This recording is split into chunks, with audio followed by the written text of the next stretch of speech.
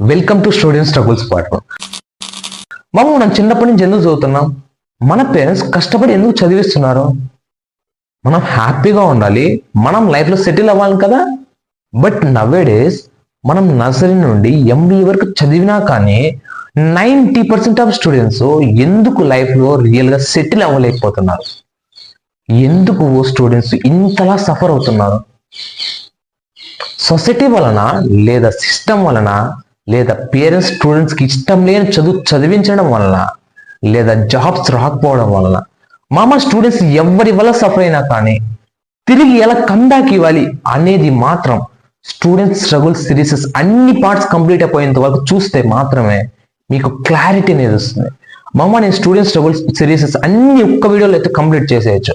But మన స్టూడెంట్స్కి అర్థం అవ్వాలి అనే విషయంలో మాత్రమే నేను వీడియోస్ అనేది పార్ట్స్గా డివైడ్ చేసుకుంటూ వస్తున్నా. మీకు నచ్చితే మాత్రమే సపోర్ట్ చేయండి, మీకు నచ్చితే మాత్రమే సొసైటీకి రీల్ సెండ్ చేసి ఒక్క మెసేజ్ ఇవ్వండి చాలు. Thank you so much to thank you so much.